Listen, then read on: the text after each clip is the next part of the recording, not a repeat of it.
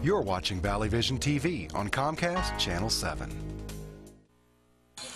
Welcome to the Bass Center for opening night for the Roanoke College women's basketball team. I'm Nick DeSanctis alongside Brett Peltier for Roanoke and Ferrum here in the Seymour Bass Gymnasium. Roanoke coming off a 19-8 season last year. They went 16-4 within the ODAC before losing the ODAC championship game to Randolph-Macon. Their next game, a tough one for sure to come against Mary Washington, ranked 16th in the polls. For Ferrum, also a very successful season last year. They finished 18-9. They were 13-5 within the USA South. They lost to CNU in the USA South semifinals. Their season, like the Maroons, will continue on Friday.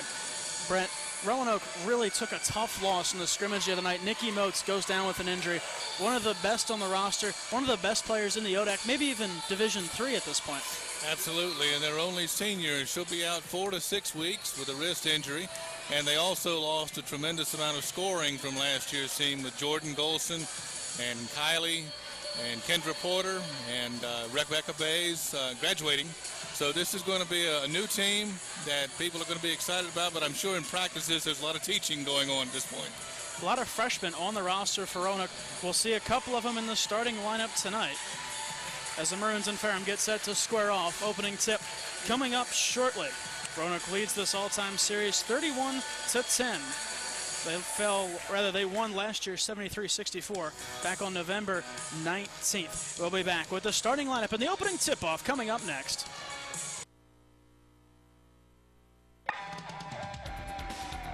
Be sure to catch Roanoke College sports on Valley Vision TV, Comcast Channel 7 in Roanoke, Salem, Botetourt, Lexington, and Blacksburg. Brought to you by Mac and Bob's, Main Street, Salem. For programming information or schedules, go to valleyvisiontv.com. Roanoke College, timeless and true, smart and solid, practical and professional, making discoveries about yesterday, creating visions for tomorrow. Lifted by a winning college spirit. Forging lifetime friendships with professors who prepare you for a place at the head of an operating table or another bright future. Roanoke College, classic for tomorrow. If you would like to sponsor this program or advertise on Valley Vision TV, call us at 540-397-1051 or email to sales@valleyvisiontv.com. Remember, you're watching the Valley's only true local network, Valley Vision TV, Comcast Channel 7. Hey Roanoke fans, come out to the Bass Center on Saturday, December 3rd for Roanoke College's Maroon Madness. The action begins at 1 p.m. as the men's basketball team faces off with ODAC rival Lynchburg College, followed by the women's basketball team squaring off against Emory and Henry at 3 o'clock. The afternoon includes giveaways and prizes like a 32-inch TV, a $1,000 gift card to the Roanoke College bookstore, an iPod, and much, much more. Come out and support Roanoke College's Maroon Madness. Mac and Bob's opened for business in 1980. Over the years, we've grown from 10 stools to a full-service restaurant that seats 330 people. Now we invite you to come try our new breakfast menu, featuring sweet potato pancakes, eggs Benedict, omelets made to order, stuffed French toast, homemade sausage and gravy biscuits, and much more. Open for breakfast Monday through Saturday at 8 a.m., Sunday brunch 10 a.m. till 2. See you for breakfast at Mac and Bob's in Salem. Welcome back to the Bass Center, taking a look at the starting lineups for tonight. First, for the Panthers of Ferrum College, junior Tesla Akers will be at guard, along with sophomore Kayla Goins. Shay Smith, Kristen Heath, the senior center, will work down low, along with sophomore from Blacksburg, Caddy Kipps. For the Maroons, sophomore Laurel Hankins and Paxton Gwynn, along with Rachel Delahunt, Tatum McKee, and Taylor Duggins. Nikki Moats inactive tonight. Sam Garst getting a spot on the roster. She'll wear number 21 in white for the Maroons. Clock set to 20 minutes as we get set. First basketball contest of the year here in the Bass Center. The Maroons have had a few scrimmages, as have the men. This one, the first time we're playing for real, as the Maroons are coming off a strong season last year. Missed the NCAA tournament by quite a narrow margin. A very young team this year, just 2 juniors and 1 senior on the roster. And as Brett mentioned at the top of the broadcast, that senior Nikki Moats is out for the next couple weeks. We'll see how Roanoke can do without her. She hopes to be back by the time the ODAC schedule really gets into full swing, which would be very big for the Maroons going up against teams like Randolph-Macon and Washington and Lee. That's true. For tonight's game, I expect a tremendous effort from Paxton Gwynn and Laurel Hankins, returning players. Rachel Delahunt's in her third year, although she missed half of her freshman year with a stress fracture, and of course the two freshmen. Here we go. Gwynn to take the tip. She wins it. As Duggins moves up, sends a pass near side for Gwynn. She's able to corral it. However, steps in line in the process. Roanoke giving up the first turnover of the game. Ferrum to take it 6 minutes in.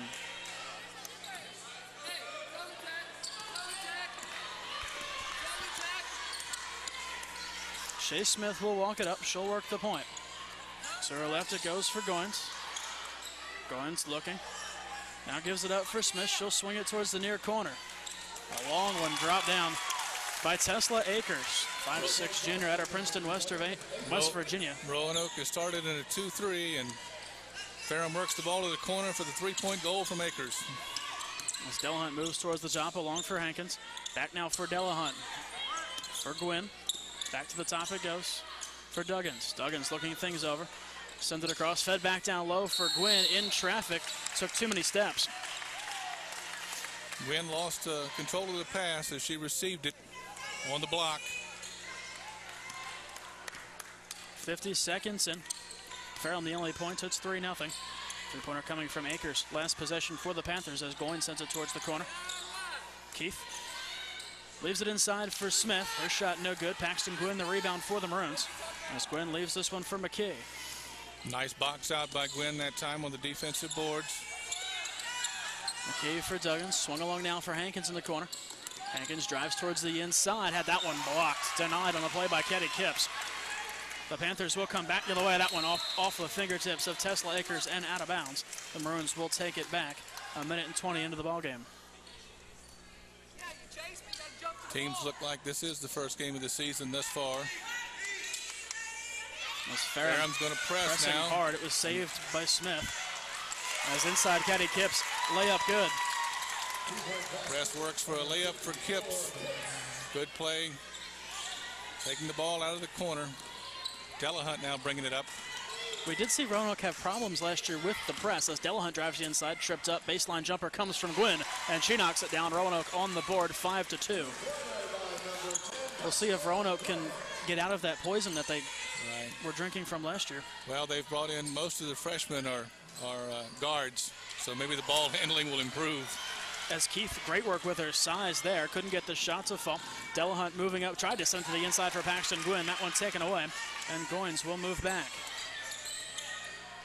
Goins sends it inside for Kipps. Unable to get it to go as it rattled around the rim, then popped out. Gwynn the rebound. She'll look to push it back the other way. She has Duggins.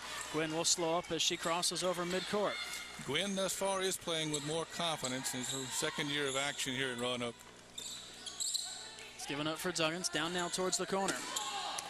Hankins steps inside. Delahunt along now for Duggins. Back near side Hankins. Fake to the outside, moves in. 6 seconds on the shot clock. It's fed towards the corner. Duggins, a three. That one off the back of the rim. Ferrum now playing a zone against Roanoke. I also think that's a 2-3. As Ferrum tries to send this one inside. Kipps back to the near side for Akers. Tries to drive towards the middle. Finds nothing. Kicks it for Smith. Smith drives in. Gets the bounce. Back up to a 5-point lead now for Ferrum. As the freshman Taylor Duggins will bring it in. Of Pfafftown, Nevada. Drives to her left, rolls back to her right. Gives it up to Hankins in the corner. Hankins for three. That one off the backside of the rim. No one there to collect the rebound for Roanoke. Kipps takes it easily. Leaves it for Smith. As Smith tries to flip this one inside. There's Keith digging for it. Foul called against Roanoke could be the first of the contest. Charge to Tatum McKee, her first, team's first. Roanoke is having trouble on the boards with everybody except Paxton Gwynn right now, but they are outsized with this team, and Ferrum also, of course, has experience on Roanoke. Goins to inbound. Sends it out for Smith. Drives through the lane. Awkward shot. Got that to go. Out to a 7-point lead. As Delahunt takes the inbound. Steps past, feeds it to the corner. Gwynn tries to drive inside, rolls back through. She got bumped. They're going to wave it off and call Gwynn for the walk. Got the ball stuck on her opponent's hip and took too many steps. Smith brings it up to the near side. It goes for Goins. Goins in the key for Kipps. Kicks back out. Smith for a three. That one falls short and out of bounds. 16:05 to go. Roanoke will make changes. Hannah Ward and Sam Garst enter the game. And Rachel Delahunt and Paxton Gwynn take a break at this point. As Roanoke gets this one in for Duggins. All freshmen on the court right now for Roanoke with the exception of Laurel Hankins. She's a sophomore. Duggins moves towards the near side. Gives it to Ward. Ward in the corner. Hankins for three. That one no good. Roanoke collects the rebound in Ward. She goes down towards the corner. Jump ball called. Possession arrow points to Ferrum. Good hustle by Hannah Ward that time with the offensive board. I'd like to see some of those shots from Hankins drop, as I'm sure Hankins would as well. But at least she's putting it up when she's open. That's what she should do. Ward, the biology major. First team all Blue Ridge District in high school at Lord Bonnet's. Another jump ball at the other end. Good play by Laurel Hankins, causing that tie-up. Burkwell and Fraser coming in off the bench for Ferrum. They're in to get Kipps and Goins. And Ferrum is going to press full court again with the young lineup in for Roanoke. As Roanoke gets this one into Duggins, she's fouled. Duggins is doing an excellent job so far in the first 5 minutes handling the basketball. Foul charge to Tesla Akers. Her first, team's first.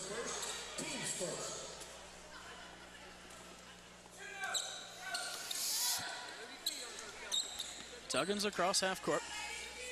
Looking things over. She gives it up for McKee. Has a lane to drive, turns the fade. That one no good. Roanoke fighting for the rebound. That was Ward. She was unable to get to it. Good look by McKee. Smith raced back the other way, gave it up for Keith. She then lost it. Too many steps then called against Frazier just in off the bench. That was a good look by McKee down here at the other end last time. It just didn't go. A little bit of a lid on the basket right now for Roanoke. We approach 5 minutes in. 9-2 in favor of the visiting Panthers as Duggan steps back towards the inside. Roanoke feeds it for Hankins. Far side Duggins. To the top it goes for Tatum McKee. Roanoke working the ball around. 10 seconds left in the shot clock as Hankins sent that one off her own foot. Hard to the floor goes Tatum McKee. She'll be called for the foul. It was a foul, and that's kind of a tough call because that was a hustle play from McKee. Going after the loose ball, and of course coaches want you to go on the floor after the loose ball. So McKee heads out. Delahunt re-enters the game for Roanoke. That's the foul on McKee, her second. Goes for Burkwell, back inside. Now for Smith. She gives it up towards the corner. We're in traffic. Akers can't get it to go. Putback attempt, no good. It's punched out. As Burkwell gives it back for Smith. Smith back at the top, has some room to walk in from the foul line. Jumper, nothing but air on that. Out of bounds underneath the net. Roanoke will take it back here, trailing by 7. 2 more changes coming in for Ferrum. Roanoke at this point is playing good half-court defense with that zone. They're having some success with that. It is still a 9-2 score at this point. And Gwynn re-enters the lineup for Hankins. Harrison and Culler are in the game now for Ferrum. Thinking about Roanoke trying to find Duggan. She's tied up. Finally we get it to her. She races back the other way. Floats this one ahead for Gwynn. Brought it down. Put it on the floor. The official says not in time. That's the third traveling call we've seen against Paxton Gwynn tonight. That again, though, was almost an excellent play. Difficult to catch that pass and get it up on the board that quick. 2-3 zone again for Roanoke. As Burwell sends it to the near side. Harrison from distance, no good. Offensive rebound comes again for Ferrum. Tough to rebound out of a zone, and we're seeing that with Ferrum getting offensive rebounds. It's at the top, Akers. Sends it towards the far side. Burwell's shot, no good. Another offensive board, this time Frazier. Out to the top with a fresh 30. That's Harrison. Back for Akers, they work it inside. Kick back out, the skip pass towards the near side for Harrison. Drives baseline, puts it up, no good. Roanoke still not able to collect the rebound. The hustle play is tossed out of bounds. 13:28 to go in the first. As Roanoke in the midst of making a change, Hankins enters the game. 13:28 to go. 9-2 in favor of the Ferrum Panthers. We'll be back after this. Hey Roanoke fans, come out to the Bass Center on Saturday, December 3rd for Roanoke College's Maroon Madness. The action begins at 1 p.m. as the men's basketball team faces off with ODAC rival Lynchburg College, followed by the women's basketball team squaring off against Emory and Henry at 3 o'clock. The afternoon includes giveaways and prizes like a 32-inch TV, a $1,000 gift card to the Roanoke College bookstore, an iPod, and much, much more. Come out and support Roanoke College's Maroon Madness.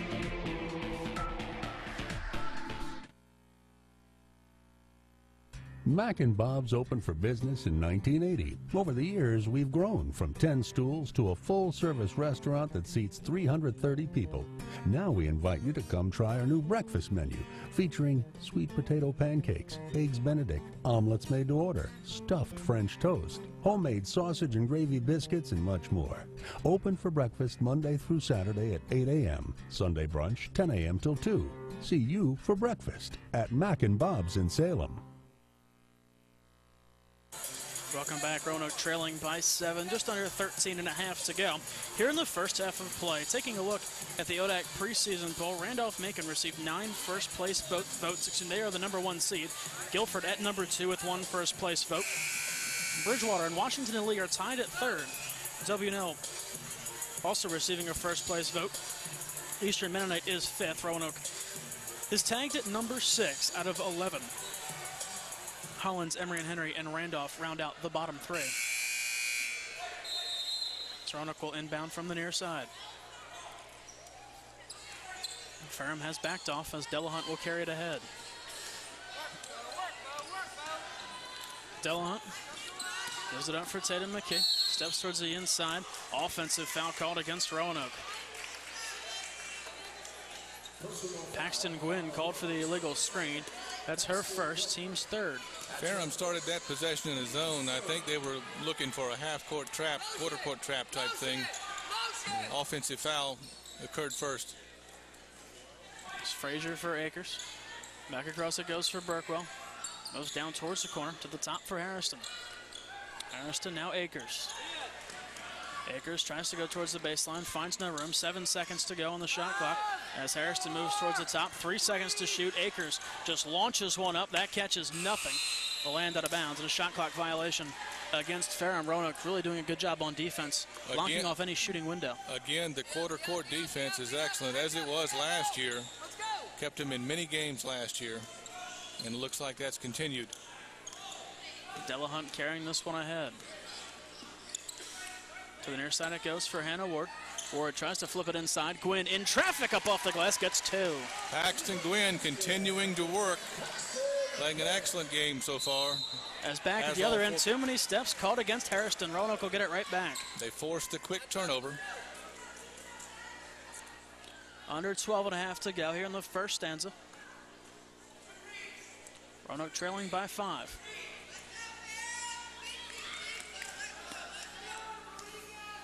Delahunt brings it ahead. Trying to get it to Wardle on the near side. It was tipped by Ferrum on the way out.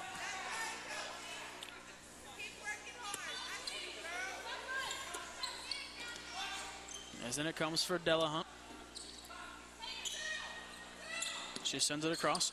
Back near side. McKee for 3. That one no good. Roanoke no one underneath to contend for the rebound. Ferrum will take it easily and move back the other way. The rebounding is going to be a problem in the absence of Moats, but I like, again, they're having the confidence to take the open shot. They're just not falling right now. Gwynn maybe got away with an over the back there. Maroon, as they're going down, able to get it now for Paxton Gwynn. Gwynn moves up the right side, leaves it for Delahunt. As Ferrum came up with the takeaway, bumped out of bounds by Hannah Ward. As we can go back, let's take a look at that again on the replay. Let's go back and look at Gwynn's basket. Underneath, 3 Panthers around her, able to get it and turn and shoot. That's a good pass by Hannah Ward to Gwynn. Turned around against 2 defenders, was able to put the ball off the glass. Delahunt needs to be a little bit more careful with her first pass after coming back down to court. And Smith, the top for Harrison, comes towards the near side. Goins open for three. Unable to get it to fall. Hankins after rebound on the far side. A Panther on the floor, able to come up with it. Left now for Goins. Goins turns back away from pressure. Across for Smith. As they feed it inside. Kicked back to the near Harrison. As they're going to wave it out. 3-second violation. 3 seconds. Ferrum is also struggling with their shooting at this point. Came out of the gates hot, but have struggled in the past 6 minutes or so. Has kept Roanoke in the game. As Duggins brings it up, moves towards the near side. Leaves this one for Hannah Ward. Ward at the top of the key. Gives it up for McKee. McKee to the corner. Hankins, three, knocks that one down. Laurel Hankins now 1 for 4 from the floor. If she can get that shot to drop, she'll change Ferrum's defense. Makes it a 2-point game. As inside, Ferrum unable to answer back. Rebound taken by Tatum McKee. Nice McKee block out by McKee. Nice hustle on the outlet pass. Just a little bit too far. Ward had it go off her fingertips. Let's go back and take a look at that three from Hankins in the corner. You see the pass by McKee over to Hankins, open for the three. She's been spotting up from that spot tonight. Was able to knock that one down. Smith brings it ahead, sends it towards the near corner. Harrison tried to skip it. Hankins got a piece of it, unable to take it further. Culler driving inside, put that one up off the side of the backboard. May have been tipped by Gwynn on its way up. Gwynn trying to beat the trap, sends it one across for Delahunt as Ferrum quickly retreats. Delahunt, Hankins in the corner, another three, no good. Gwynn the rebound, the putback counted and one. This game's tied at 9. Roanoke with a great effort after falling behind. The quarter court defense continues to be stingy. Paxton Gwynn with the hustle on the rebound, the nice box out. Again, Hankins having the confidence to take that shot in the corner. Now she's got an and one. Foul charge to Culler, her first, team second. Roanoke fighting for the rebound. That'll be a jump ball called as McKee was able to get in there on it with Culler. Possession awarded to Ferrum. Tie game as we approach the midway point of the first half. But again, that was good hustle by McKee, causing that tie up.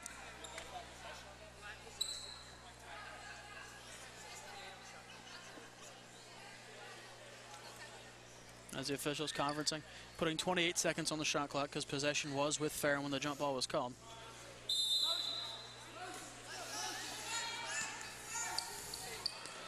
As Smith will pick it up and bring it ahead. Smith towards the far side for Goins. Back to the top for Keith. Near side Smith. Goins now open. The outside three knocks it down.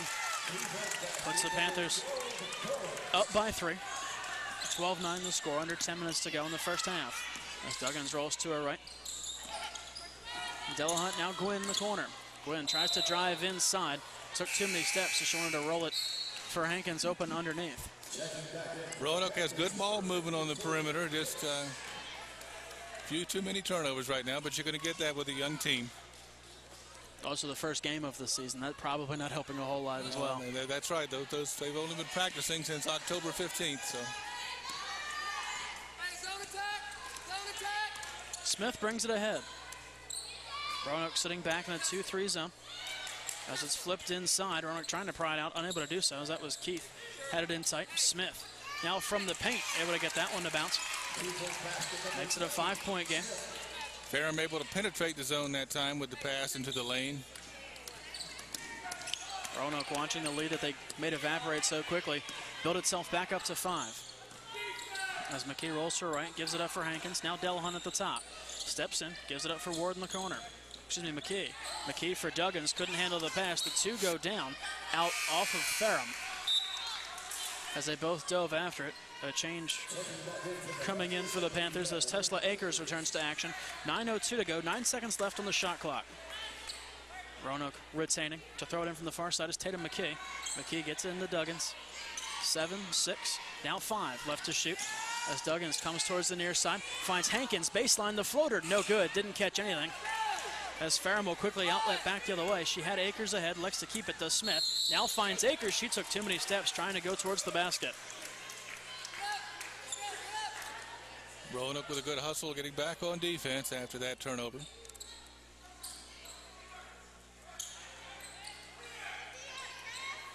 Delahunt gets it off the inbound. Steps past Smith, finds Hankins along the near side. Hankins drives into traffic, no foul call. Gwynn took it away from Hankins, then in turn lost it to Goins. Goins coming back down the other way.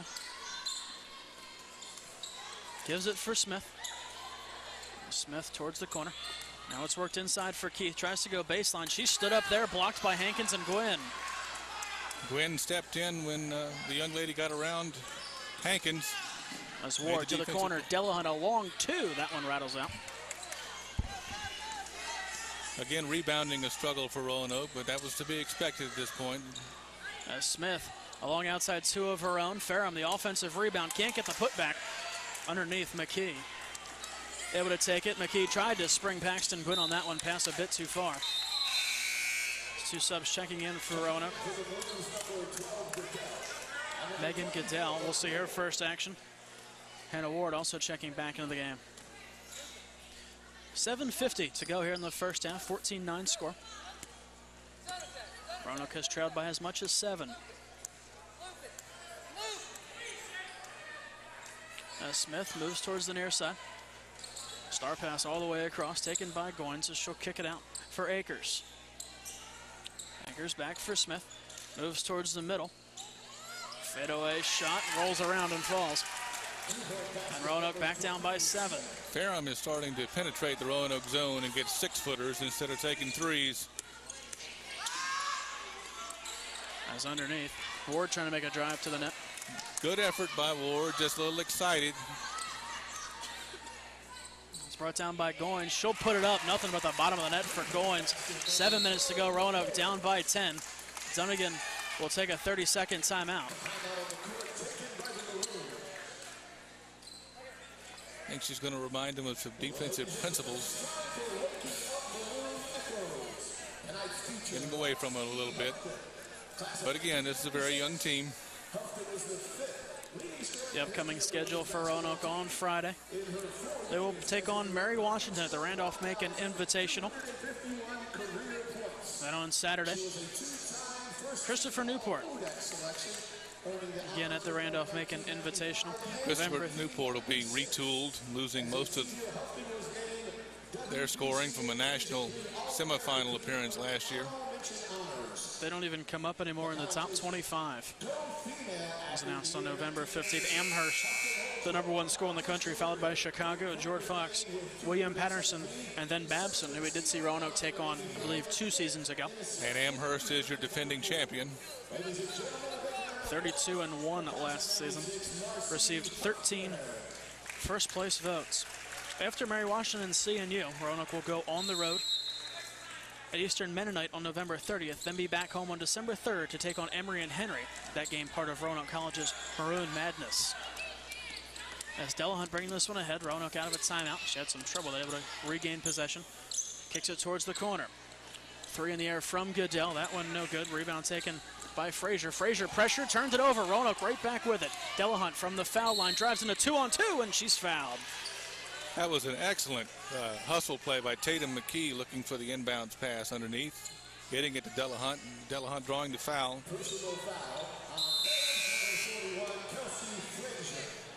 Foul called on Kelsey Frazier. Her first, team's third. 6:42 to go in the first half, 19-9. We'll be back after this.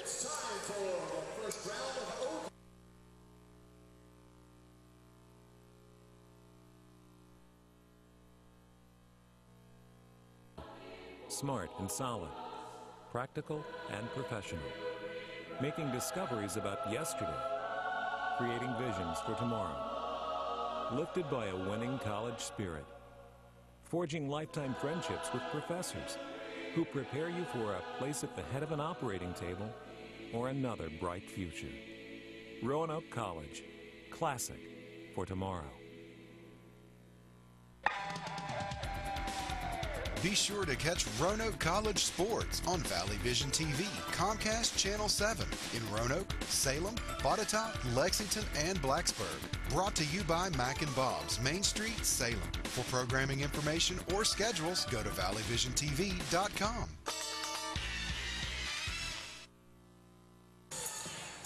Welcome back. Roanoke will go to the foul line. Dunnigan is still talking to the team as we can go back, take a look at that turnover forced by Roanoke. really a great all-around effort from the Maroons that was able to take it away. And Tatum McKee was looking for that pass, and right there for it. Rachel Delahunt, trailing, received the pass and was fouled. The foul was issued to Kelsey Frazier, her first, team's third. 4 fouls for Roanoke, 3 for Ferrum. First shot from Delahunt, no good.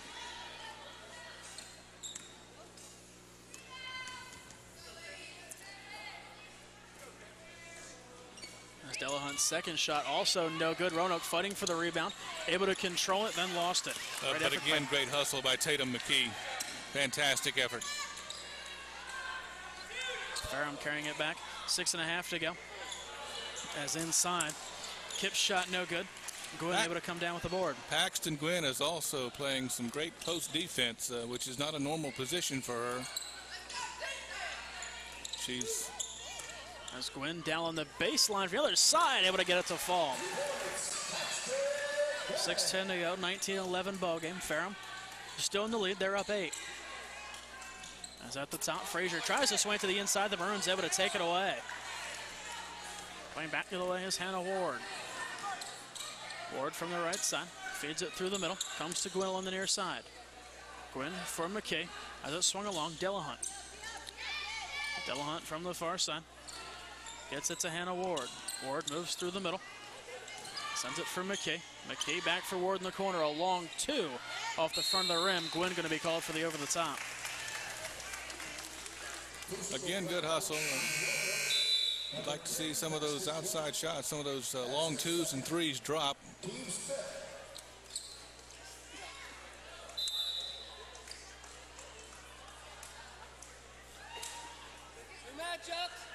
Sam Garst re-enters the game. For Roanoke, just over 5.5 to go here in the first half. As Smith brings it up. Far side it goes for Frazier, back near side for Smith. Step towards the middle, then send a pass through everyone. So be kept in by Akers. 13 to go on the shot clock as Akers for Smith. Smith on the far side, looked like she hopped. Possibly got away with a travel there. Now tries to drive baseline, bumped by Maroon. That'll be a foul. It's going to be credited to Ward.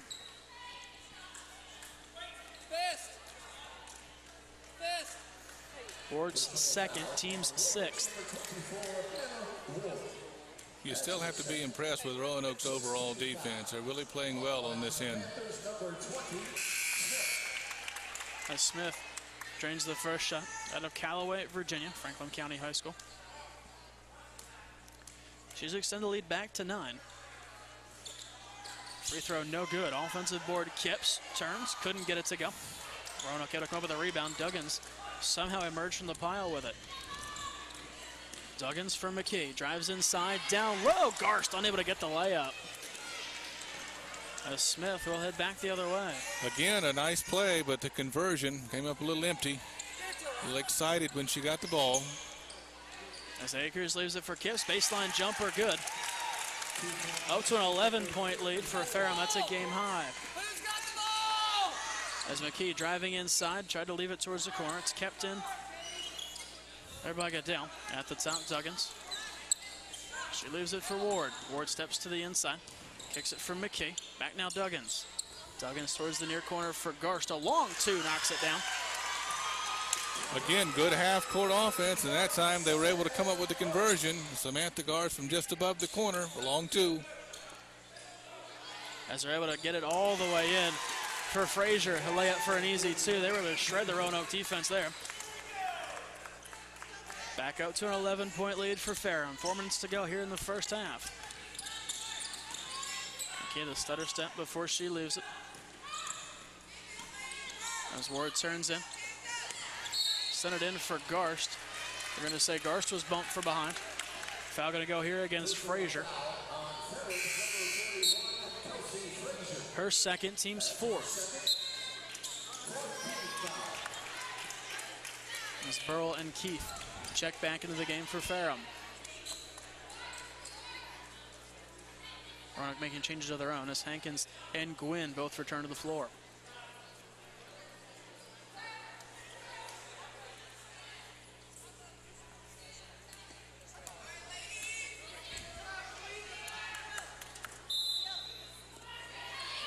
McKee set to inbound. Finds Duggins on the near side. Fresh 30. Duggins for 3. That one no good. Rebound taken by Color. Nice attempt at a catch and shoot by Duggins, but Ferrum was able to hustle the ball down the court and beat Roanoke back that time for an easy one. Now to a 13-point lead for Ferrum as Akers adds 2. Gwynn now in the corner. Gwynn for 3. That one doesn't go. Roanoke, the offensive rebound kicked out. Duggins a long 2, able to knock that one down. Again, you have to be impressed with the poise. They're not playing scared. They're hustling. Good shot by Duggins. Dunnigan asking for a walk call. Not going to get it from the officials. As it's played towards the near side for Burrell. Burrell has that one swung back to the middle for Color. No good. From the far side, 3-point attempt. Catches nothing but glass out off of Roanoke College. 2:55 to go. Dunnigan asking for a 3-second call on that one. Didn't get that call either. So. 26-15 score. 7 seconds to go on the shot clock as Keith sends it towards the near corner. Color for 3. That one just fell right into the arms of Paxton Gwynn. She'll move back the other way. Gwynn, far side Hankins. Back now for Gwynn. Turns. Able to find anything. It's kicked out. McKee for 3. That one no good. Good cross-court pass. Good look by Paxton Gwynn. But again, the ball just doesn't fall for Tatum McKee. That's from the near side. Akers. A rainbow 3. No good. Nice box out by Laurel Hankins. Hankins down with the rebound. She'll move up the far side. Hankins sends it to the top. It's given near side for Gwynn, now to the corner. As Duggins stops, finds Gwynn down low. Gwynn looking for some sort of lane, finds nothing. Given to Sam Garst, now along for Hankins. Hankins for Duggins. Duggins tries to drive inside, has no room. 1 second to go on the shot clock, just put it up. It was awful close. Up off the back of the rim in the glass, excuse me. Going back down the other way is Harrison. 1:50 to go. Good effort by Duggins on the offensive end there, realizing the situation with the shot clock and getting a shot up. As Keith's long 2, no good. Roanoke down with the board. As Hankins will slow things up. Comes to the near side for Paxton Gwynn. Gwynn for Hankins, tried to get her cutting through the middle. It was behind her, look out. Coming back the other way, Harrison. Harrison in with a hand in her face, can't make the layup, gets her own rebound. The putback also no good. Harrison, 3rd try, counted and 1. It's really unfortunate they couldn't get back on the offensive glass because the original stop by Tatum McKee was excellent. But you get 3 chances from 4 feet, you're most likely going to knock one in. Foul called on Paxton Gwynn, her 3rd, team's 7th. 30-second timeout taken by Coach Dunnigan. 1:24 to go here in the first half. That foul on Gwynn could be a problem because she's just a little bit the size Roanoke has. 3 fouls in the first half. 28-15 the score. Roanoke 17 fouls, putting Ferrum in bonus territory. 4 team fouls for the Ferrum Panthers. Coach Dunnigan joined on the sideline by Lynn Richmond and Jim Robinson. Dunnigan, 581 wins, along with 284 losses. She's in her 31st season. Richmond in her 26th. Jim Robinson in his 14th. As Harrison goes to the line, she's there for 1. She knocks it down. Up to a 14-point lead for Ferrum. As off the inbound, Duggins fouled.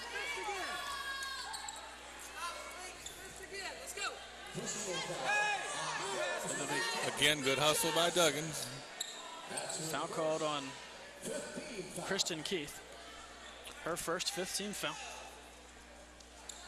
Ferrum will apply the pressure as Roanoke gets this one in for Kayla Lemke. Lemke's pass lost on the floor. Roanoke sends it towards the near side. Lemke back down on a knee. And that'll be called for a walk.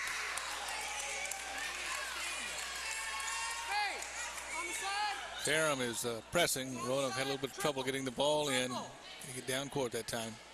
Dunnigan getting an explanation.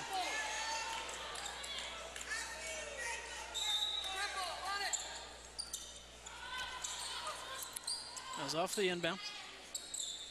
Burrell sends it towards the near side for Smith. Smith moving towards the corner. 1:05 to go in the half. Sent inside for Keith. Has to turn. Spots Harrison. Steps to the inside. Nothing but air. Down underneath the net. Keith able to get it to go. A 16-point lead. As Roanoke tried to lead Lemke with that one, couldn't. As coming back the other way is Smith. Smith inside for Keller as she hits the layup. 33-15, 40 seconds to go. 10-second difference between the clocks.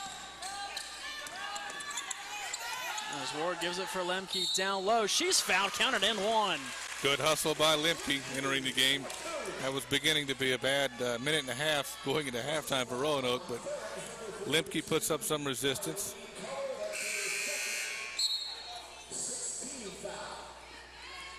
Keller called for the foul. Her second, team's sixth. Lemke at the line for one.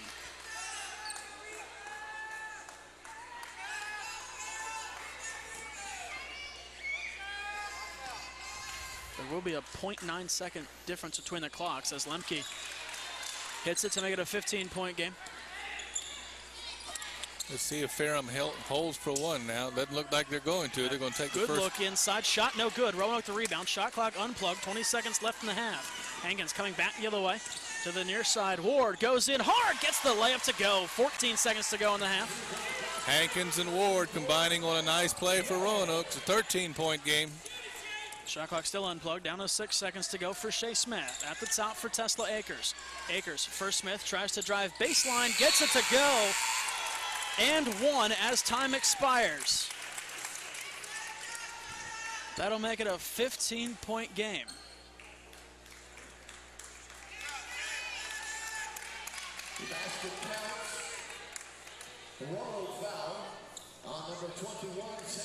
Foul called on Sam Garst, her first. It'll be the team's eighth of the half. That does not matter. As Smith hits the foul shot to make it a 36-20 game. The teams will head to the locker room. We've played 20 minutes here at the Bass Center.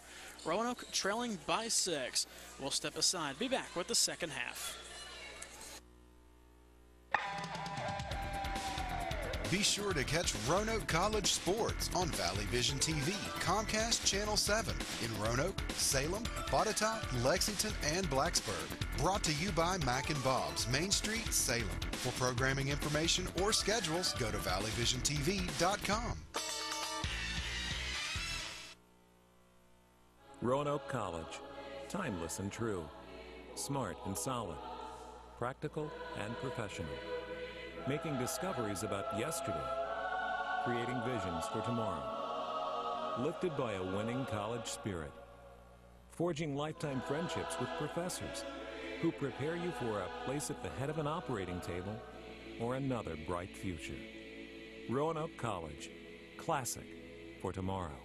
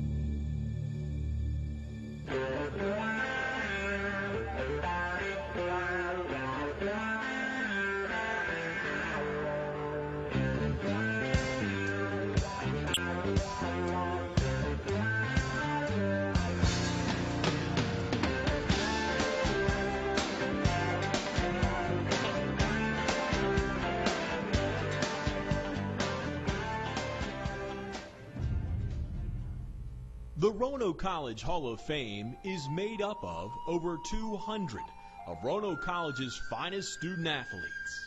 Their faces and their stories are the very fabric that sustain, strengthen, and validate the excellence of Roanoke College athletics.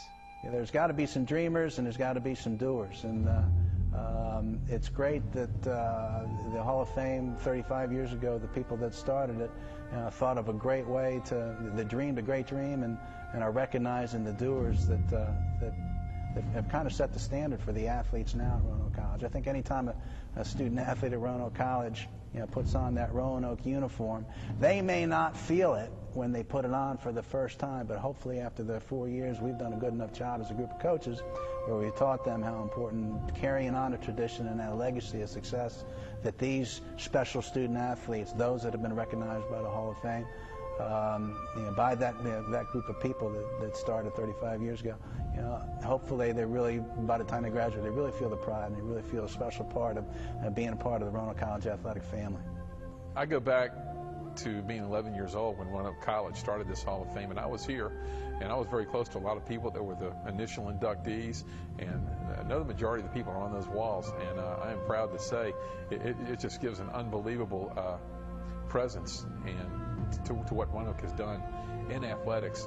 It's neat to look at those people and see how successful they've gone on to be in their lives and in their careers. And most of those people are connected back with the college, and we're proud of them. And I tell just about everybody that asks me, my favorite weekend of the year is Alumni Weekend, because I get to go out and see my friends, and my wife Jody's very good about saying, hey, I won't see you for 2 days. You go do what you want to do and see your friends and see your old players and the old athletes from other sports that I enjoy being around. It doesn't seem like all that long ago for me, because I was at college 35 years ago, and it really just seems like yesterday. I mean, gosh, going to the basketball games and the soccer games and being here in the college community, I think about it sometimes. That was 1970 when I came here as a freshman, was 36 years ago. The Roanoke College Athletic Hall of Fame family has reached incredible milestones over the decades. 2 national championships in men's lacrosse and men's basketball. Our members have played critical roles in 77 ODAC and regional titles and has produced well over 100 All-Americans. There's so many quality people that come to mind when you think about all those legacies, and when you're looking around that room, you're kind of in awe of the fact that so many years student athletes have really excelled and have really garnered enough success to help put Roanoke, not only put Roanoke on the map, but be able to keep the name of Roanoke on the map and help us attract students. People don't have encyclopedias as much anymore because of the internet and everything, but I can remember going back and looking at the encyclopedia, and it'd be an hour sometimes, and I still hadn't looked up what I was looking for because something else caught my eye, and I'd read. And I think it's the same kind of thing at our Hall of Fame. You can walk in there and look at one of the plaques and get interested, and the next thing you know, you're walking around reading plaques, and it's half an hour, 45 minutes gone by, and it's quite an impressive thing. The Hall of Fame was started the year I was born, so that gives you a little of my age. I'm 34 and born in 1971, and I think when you're in school, you're in it for the moment. You're in it for the play, and the accolades are great. You realize, hey, wow, that was really an accomplishment, but you don't. You kind of keep moving on. I think I've got other things I need to do, and I think when we got out and look a few years down the road, and you're still playing, and you miss your teammates, and you miss traveling on the road and the camaraderie that you have with those guys. I think as you get inducted in the Hall of Fame, when that letter comes and you look at it, you're just, wow, every inch and every day of my career that I've worked from a little kid to now has just paid off. Well, I think all of us as coaches, at some point in time, will take our kids into that Hall of Fame room or point out some people or introduce them to alumni when alumni come to our games and say, this is such and such, and we're proud of them because they did this, this, and this during their careers. And I challenge my guys because of who came before them, and I make sure they know, that an alumni's in the house when we're playing a game, or 3 or 4 of them. I make sure I tell them a lot of stories because I try to use what's happened in the past to show them why they should do things a certain way. Athletics is a proving ground for character, and meeting our alumni being around them is important for our youngsters today. And it's also important for our alums to make sure that we've got people that are as high quality enough to carry on the tradition that they created. Now, when you walk into the Hall of Fame room and the lights are dimmed and you look around and you see all these faces from, oh my gosh, how many years ago? What a legend of people. And you go into the Hall of Fame room and you look from one end to the other and you walk through. You're in there by yourself and you say, oh my gosh, look at the history. And it's just, you know, I get emotional because it is very nostalgic. You see the tradition in there. You see the lives that maybe I've touched. Roanoke College is indeed proud to celebrate the 35th anniversary of the Athletic Hall of Fame.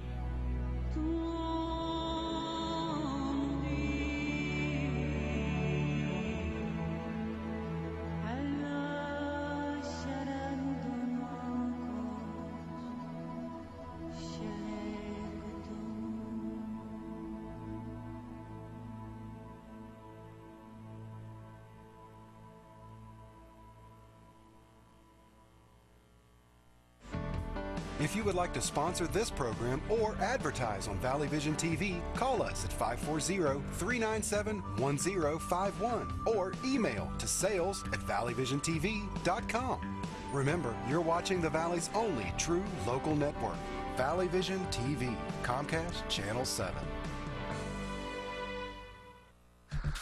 Hey Roanoke fans, come out to the Bass Center on Saturday, December 3rd for Roanoke College's Maroon Madness. The action begins at 1 p.m. as the men's basketball team faces off with ODAC rival Lynchburg College, followed by the women's basketball team squaring off against Emory and Henry at 3 o'clock.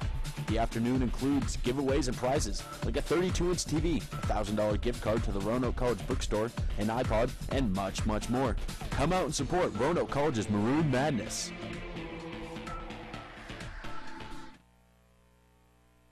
Mac and Bob's opened for business in 1980. Over the years, we've grown from 10 stools to a full-service restaurant that seats 330 people. Now we invite you to come try our new breakfast menu, featuring sweet potato pancakes, eggs Benedict, omelets made to order, stuffed French toast, homemade sausage and gravy biscuits, and much more.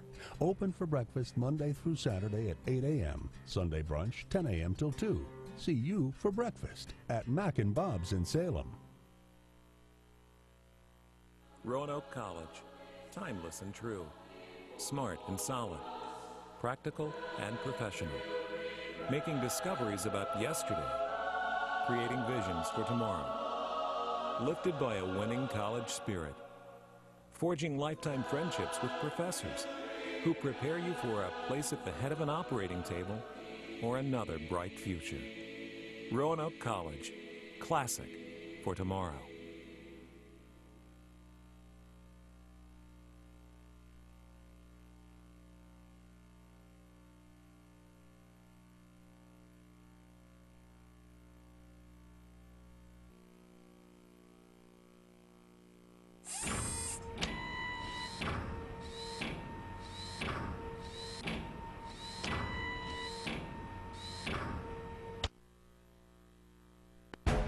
What makes D3 special is the ability to participate in my team and within the broader community. The perfect ending to a perfect season. Being a D3 student athlete has completely expanded my life. I learned how to lead. I really found a voice. What time is it? It's more about the experience rather than just a sport itself. Without the experience of being a Division III student athlete, I wouldn't be the person who I am today. NCAA Division III. Discover, develop, dedicate.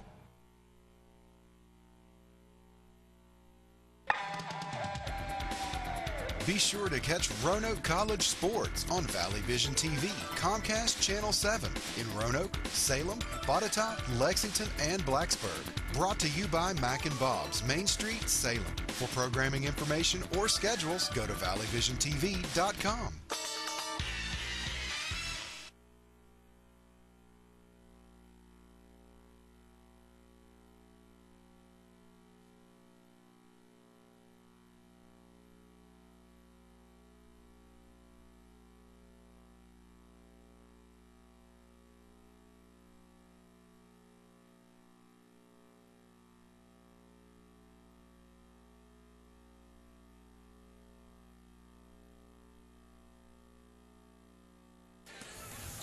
Welcome back to the Bass Center. Taking a look at the first half stats. Ferrum leading in the score column by 16, 36-20. Out shooting Roanoke 41-25. A lot of that coming from Roanoke's 18 turnovers. Ferrum with just 9. Shea Smith, a game high 12 points so far.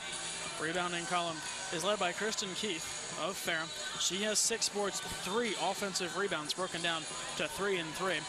10 offensive rebounds as a team for Ferrum, 25 overall. For Roanoke, they have 3 offensive boards, 17 on the defensive side for a game total of 20.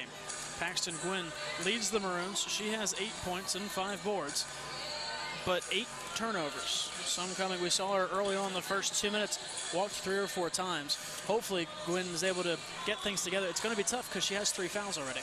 That's true. She's trying to do a whole lot because Roanoke is missing Nikki Moats and Hannah Davidson. I'm sure she feels like it's kind of fallen on her, but she's making the effort. She's outmanned, and that's tough. Delahunt has been held scoreless. She has nothing to show for her efforts except for 1 assist. 3 points for Hankins and Lemke. Lemke got the bucket and the foul. Hankins sunk a 3. She's 1 for 6 shooting. Gwynn 4 for 5. So she's been successful. However, the 8 turnovers, that can definitely hurt a team. Roanoke really missing people like Nikki Moats right now. Right, they're collapsing on Gwynn when she gets the ball, so she's not going against just one defender. I'm also impressed with the efforts of Tatum, McKee, and Duggins. Real good halves. A real good effort from new freshmen in their first game. Now, if you're Coach Susan Dunnigan, what are you telling your team at halftime? What are you and your assistant coaches focusing in on here in this final 20 minutes? Continue to play hard, continue to hustle, cut down on the turnovers. I'd like to see a lot less turnovers in the second half. But overall, I think with the age of this group and the fact that Davidson and Moats aren't playing, she actually has to be somewhat pleased. We'll see how the second half unfolds. As I mentioned, Roanoke leads this all-time series 31-10. Highest scoring margin, 61. 61-point difference. That came all the way back in 1971. The first time these two teams played was 1970. Roanoke won that contest 79-35. Last year, these two teams needed overtime. Ferrum coming off, as I mentioned at the top of the broadcast, a great season. They were 18-9 last year, 13-5 within the USA South. Well, there's a couple of things about the history of the series. First of all, one of Ferrum's assistant coaches, Karen Harvey, is responsible for about 8 of those victories on Roanoke's side as a 4-year starter for Susan Dunnigan. I'm sure Roanoke fans remember Karen Jenkins. She was a first-team All-American before she was through. Of course, she's now Karen Harvey, the wife of Ferrum's coach Brian Harvey, who was also a Roanoke alum. Some night when we have time, we'll talk about assistant coach Jim Robinson coaching against Ralph Sampson in high school at Western Albemarle. But that's another story for another time. Teams retaking the court, a 16-point lead for Ferrum. Teams have switched sides. Ferrum in the roadblocks going right to left. They'll start with possession. Roanoke in the home whites. They will go left to right. Here in the final 20. Ferrum will get the ball first. Or at least they're checking on that. Seems to be some confusion as to whose possession it is. It's going to be Roanoke's ball. As the scoreboard had said Roanoke, possession arrow on the table, however, said Ferrum. Roanoke will start with possession. As starters are out for both teams. Duggins running the point. Here in the first possession of the second half. As she goes, gives it up for Hankins. Back near side, Delahunt along to the corner for Paxton Gwynn. Gwynn to the top, Duggins thinking 3, lets it fly. That one drops in. Just quickly coming back to the way is Ferrum. Akers tries to drive towards the inside, flips it for Goins. Goins, a 3 attempt of her own. That one no good. Bounces up off the top of the backboard and out of play. Good effort. Going back to Roanoke. Good effort from Duggins on the first possession. Again, the young kids are confident going ahead and shooting the ball. I'm glad there's no hesitation in the youngsters. It's Duggins bringing this one ahead. Comes to Hankins. Long for McKee, now Delahunt. Delahunt moves towards the corner, finds Gwynn underneath. Gwynn in traffic, up off the glass, gets the 2. Again, Paxton Gwynn, even though she has the 3 fouls, playing an excellent game. They seem to be playing a 2-man game on one side of the court there. Delahunt drives the ball toward Gwynn and leaves it off. It's on the far side. Goins for 3, knocks it down. And a quick timeout called by Ferrum. I think Coach Harvey is a little bit not pleased with his defensive effort to open the second half. There's a 30-second timeout taken by Ferrum. Here in a 14-point game.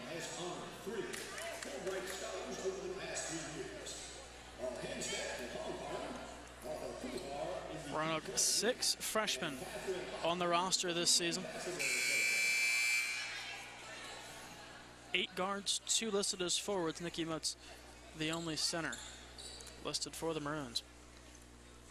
And of course, she's going to be out about 6 weeks, so we expect to see her in 2012, the new year. As McKee gets this one in for Duggins. Duggins coming back up the other way. Pestered by Akers. Duggins looking for some room, gives it up for Hankins. Hankins look towards the inside. Now gives it for McKee. McKee drives to the inside floater, no good. Rebound taken by Kipps. Good effort on McKee to take that lane to the basket. Just wasn't able to drop it in. Akers 3 attempt, no good. Ball loose on the floor. Maroons were down after it. Still free, no jump ball signal. Now we get the whistle. Possession will be awarded to Ferrum. A minute and a half into our final stanza. Duggins and Delahunt on the floor after that. You'd like to see that hustle with a loose ball.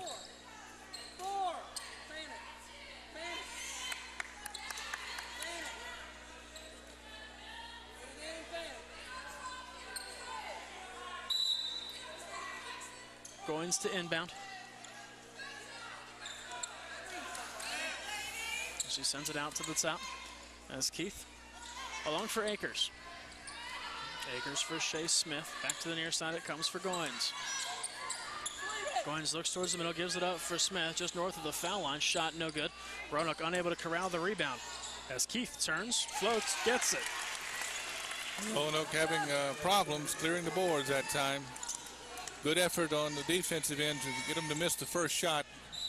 Duggins unable to corral that one on the near side from McKee. Falls out of bounds. Another Roanoke turnover. 2 minutes into the second half. Goins has time and space. Puts up a 3 and nothing but the bottom of the net. Up to a 19-point lead. Roanoke's in that zone, and Ferrum is beginning to hit 3-pointers from the wing on each side of the court. As Gwynn for a 3. That one's sent long, nothing but air as Goins takes it on the far side. Moving ahead. Goins for Akers. Akers for 3. Drills it. Timeout Roanoke. As Dunnigan will take a timeout. Quick shot that time on the offensive end for Gwynn. I think Dunnigan would have liked to have seen a little bit more ball movement, an offensive set that time with that possession. Dunnigan taking a full timeout. Timeout on the floor, 17:32 to go. We'll be back.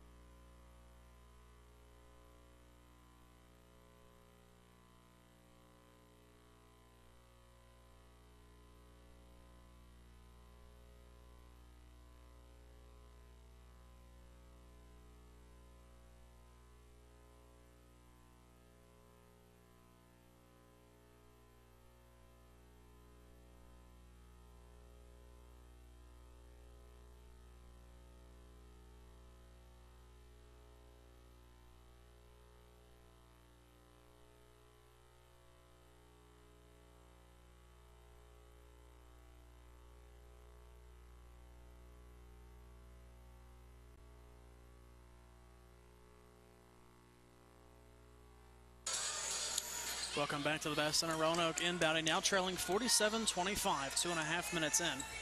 Ferrum in a 2-3 zone. Guards running at the 3-point shooters. As McKee gives it up to the near side. McKee drives back down low, unable to handle the pass originally. Was Gwynn able to get the putback to go on a 20-point game. Gwynn picked up the loose ball, and that was really a super shot between two defenders.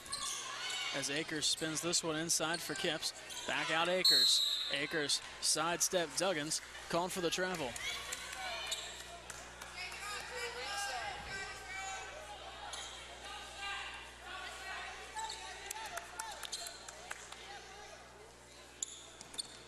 Roanoke sends it into Duggins. We saw Delahunt run the point when she was in the game most of the first half. Duggins has taken over those duties. Duggins moving to her left. Rolls back towards the inside. Finds Delahunt. Delahunt looking for a lane as it knocked free from her, but a whistle and a foul. I think they're looking for that drive that Delahunt just made from the wing, and also Delahunt to enter the post with a pass from the wing. That's why Duggins is playing point, and Delahunt's over on the wing at this point. Foul against Goins, her first, team's first. As a driving Hankins is blocked and denied. She's slow back to her feet at the other end. Ferrum gives it in the corner for Akers. Akers, the floater, gets it to go. As now we have an injured Panther, it's Shea Smith. 2-point basket number 11, Akers. Officials timeout. As Smith looks like she's going to walk it off.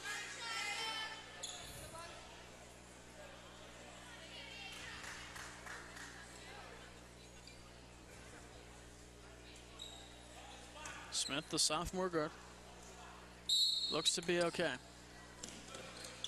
As off the inbound, Roanoke gets it to Paxton Gwynn. Gwynn for Tatum McKee. McKee up the left side for Delahunt. Back in the middle, Hankins along for Duggins. Duggins swings in the middle for Gwynn. Gwynn back out, Duggins, low pass, otherwise would have had a shot at a three. High pass now corralled by McKee. Gives it up in the middle for Duggins. 7 seconds left in the shot clock. Delahunt had the opportunity for a three, drives inside. She's blocked, but they're going to call a foul on Kipps. It was a good play by Delahunt to take it at Smith at that point. She was able to draw the foul. And we'll see if she can knock down these foul shots. As Smith over to the bench, looks like she's going to exit the game. As Delahunt at the foul line for two. And Brian Harvey takes Shea Smith out of the game. Amanda Farmer will check in.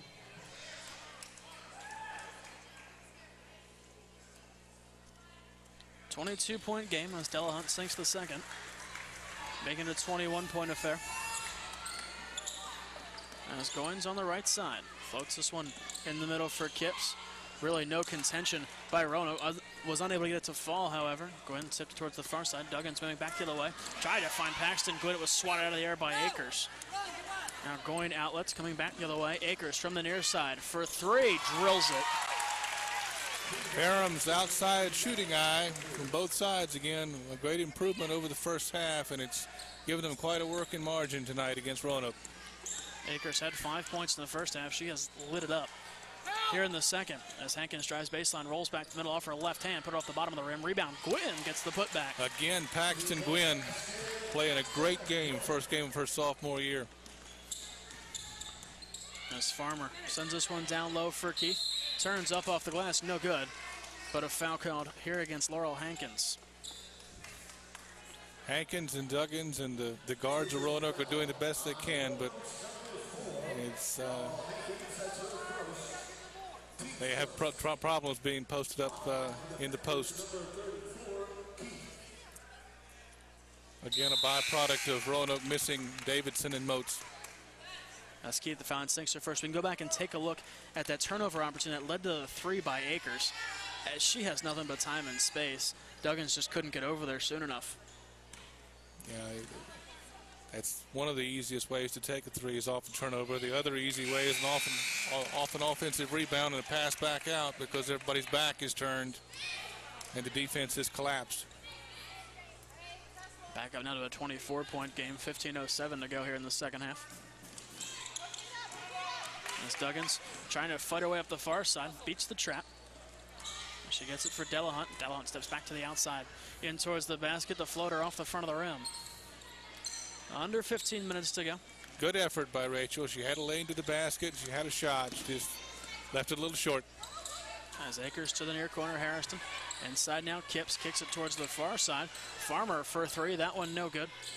Roanoke unable to come up with the rebound. Harrison has it.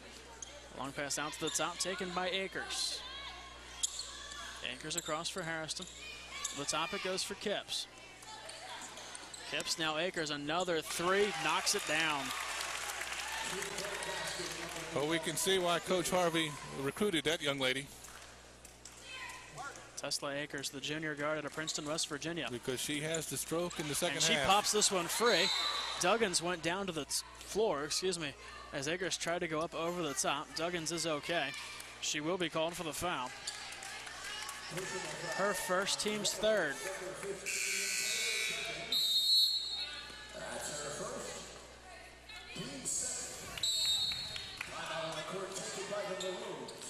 As Coach Dunnigan will take a full timeout. We'll head to break. Be back in 60 seconds.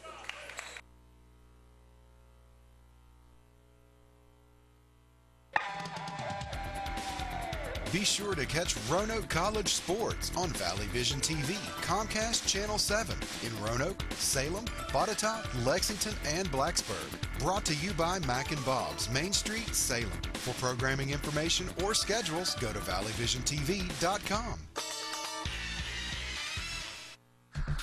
Hey Roanoke fans, come out to the Bass Center on Saturday, December 3rd for Roanoke College's Maroon Madness. The action begins at 1 p.m. as the men's basketball team faces off with ODAC rival Lynchburg College, followed by the women's basketball team squaring off against Emory and Henry at 3 o'clock. The afternoon includes giveaways and prizes like a 32-inch TV, a $1,000 gift card to the Roanoke College bookstore, an iPod, and much, much more. Come out and support Roanoke College's Maroon Madness.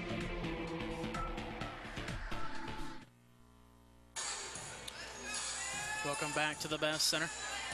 14-11 to go. Roanoke trailing by 27. It's been a while since we've seen the Roanoke College women's team trail on their home court by this much.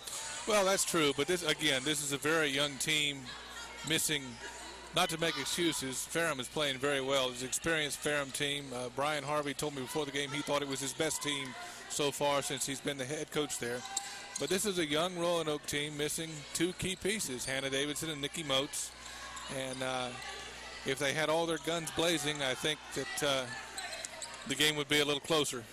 There are three seniors on Ferrum's roster. This was a team that went 18-9 last year. Lost in the semifinals to CNU. I look for an excellent year for Ferrum in the USA South NCAA bid in the future. As Makita throw it in from the baseline.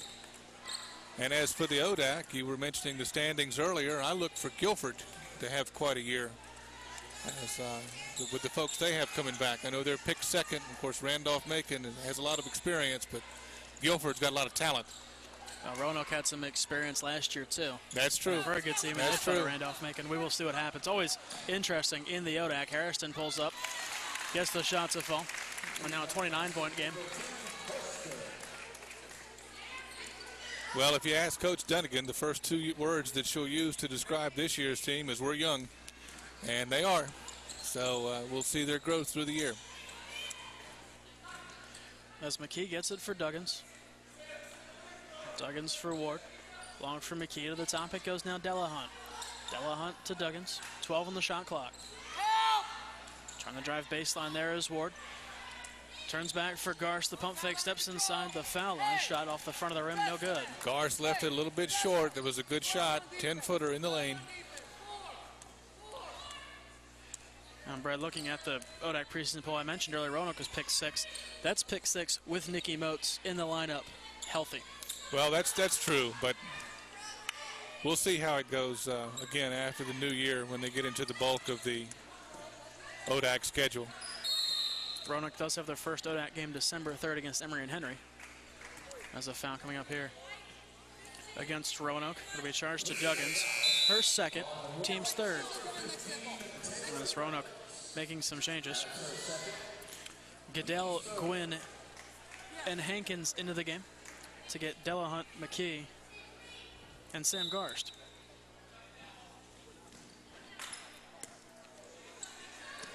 Ferrum looking to make it a 30-point game as Akers from the near side. And just as a little bit of a sidebar, we were talking earlier about Hannah Davidson. She has a back issue, and they expect her back in about 2 weeks.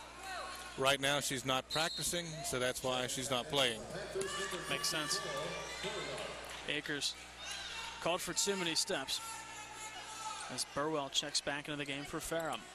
Match up!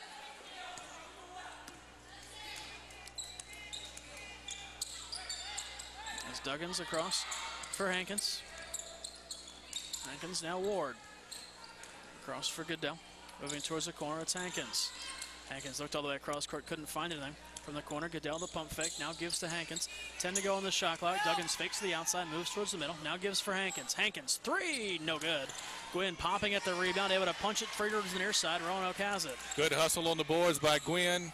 Good open look by Hankins. Again, in and out. The iron unkind. It just didn't fall.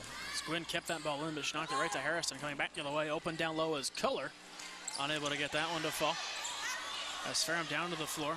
Ball pops free to Frazier, who gets it to go. And it's now a 31-point game. That was good hustle by Roanoke. That's just a break of a loose ball and people being on the floor. As Duggins gives it up for Ward. Ward turns inside, tried to send a pass to the near side. It was knocked down. Coming back the other way is Frazier. She's fouled. Goodell will get the whistle. It'll be her first, team's fourth. Good hustle by Goodell. She didn't let the layup go uncontested. Good hustle by the young lady from Ferrum, which was Frazier, Kelsey Frazier. And she'll be the line for two. Frazier, the junior center out of Pembroke, Virginia.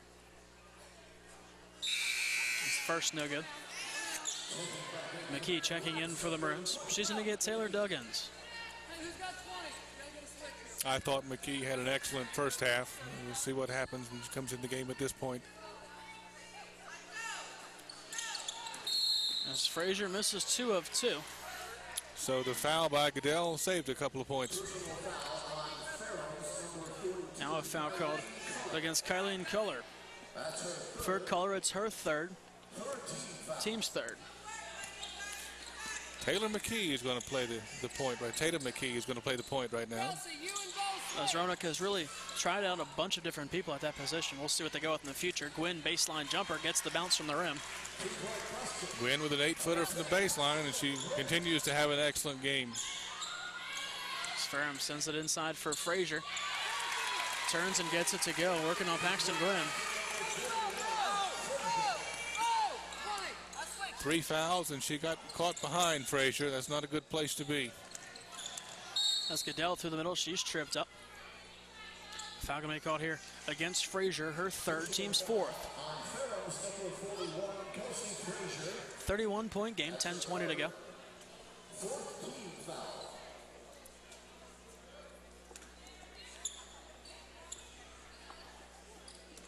It's off the inbound. Ward finds McKee. McKee for Goodell. Back for McKay, now towards the far side, Hankins. Hankins gets it down low for Gwynn. Kicks it out, Hankins, open for 3, drills it. There's Laurel Hankins again. That's her second perimeter shot of the game. As Frazier tried to thread a pass down low to Keith, out of her reach.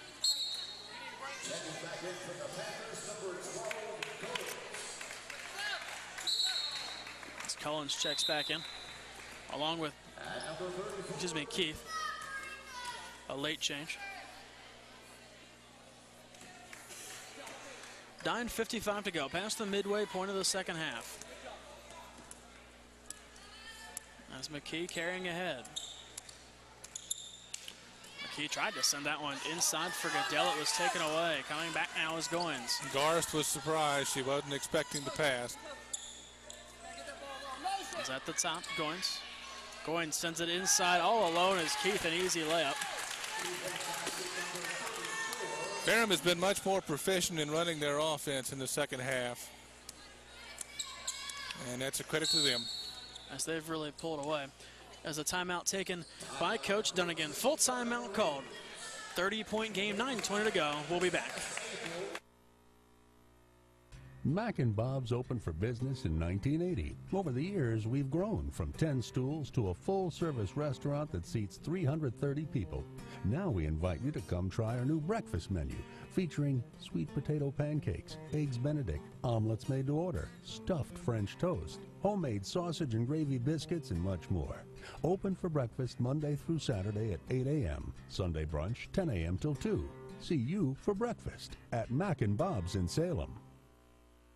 Roanoke College, timeless and true, smart and solid, practical and professional, making discoveries about yesterday, creating visions for tomorrow, lifted by a winning college spirit, forging lifetime friendships with professors who prepare you for a place at the head of an operating table or another bright future.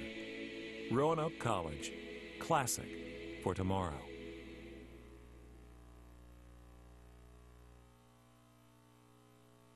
Nick DeSanctis and Brett Peltz here, back with you from the Bass Center here in Salem, Virginia, in Roanoke College. 9:20 to go in regulation. 65-35 your score. 30-point spread for those of us who aren't math majors. 4 fouls for each team. Delahunt back to working the point as she sends it for Hankins along to McKee. McKee now Ward. Ward drives to her right, looks back in the lane to the inside, lost it. Ball free on the floor. Ferrum able to come up, they'll move back the other way. I think Ward tried to do a little bit too much that time. Lost the ball in the lane, and Ferrum hustled down for a quick layup. It was a great look to find a streaking Burl. I think Coach Harvey had an interesting conversation at halftime because this is a different Ferrum team. Ferrum really has owned this second half. Roanoke's managed 15 points. Ferrum's put up 30. As driving inside McKee, her floater no good from the baseline. Ward looked to shoot, couldn't. Put it across for Delahunt, and she lost it 5-hole. Good effort by McKee, but that shot was, when it was put up, she was off balance. Roanoke going to look to make 2 changes. As Duggins and Lemke return to action. 8.5 to go. 32-point game. As Harrison to the top for Keith. Keith finds an open Burl down low, sinks the layup. Roanoke has had problems down low. Lemke early. The man lost on the baseline for a 2-foot shot.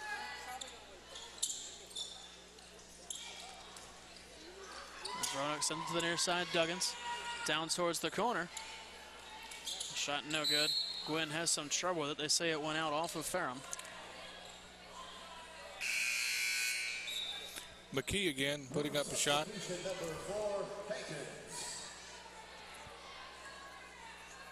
$7:56 to go. It's a 34-point game. Hankins to inbound. She finds Duggins' baseline shot, goes long. Hankins down with the offensive rail, wanted to get it inside the open. Paxton Gwynn underneath the hoop, unable to do so.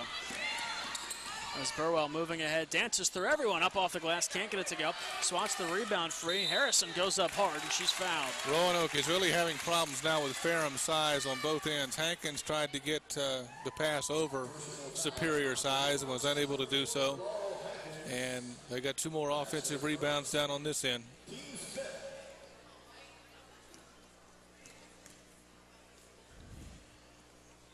As Harrison sinks her first.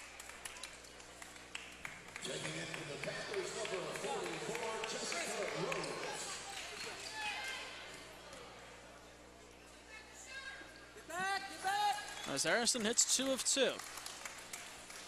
71-35 score.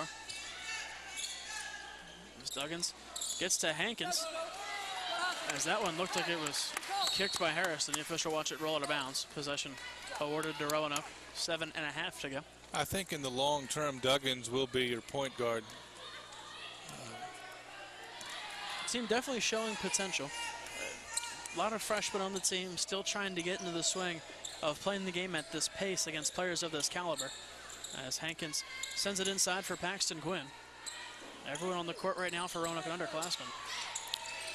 There's 3 seconds left in the shot clock. Duggins just has to launch it. Unable to get to go. Gwynn underneath the putback, no good. I would have liked to have seen Gwynn go straight up with that. Tried to flip it back over her head. I think once she controlled the rebound, she was on the other side of the rim, so maybe there was no choice there. Duggins, again, good awareness, getting the shot up before the shot clock expired. 7 minutes to go. As Kayla Goins will lock it up. Goins for Clement. It goes inside for Rhodes. Her turnaround, no good. Last touched by Paxton Gwynn. Out over the end line, 6:48 to go. 71-35 the score. And the timeout on the court. We'll step aside and be right back. Roanoke College. Timeless and true. Smart and solid.